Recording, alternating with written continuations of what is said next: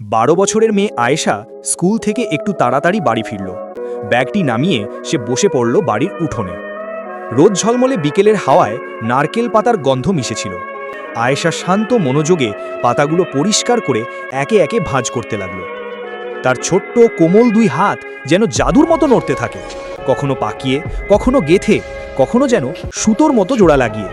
অল্প সময়ের মধ্যেই নারকেল পাতার ভাঁজ থেকে একটি সুন্দর মোরগের আকৃতি ফুটে উঠতে শুরু করল।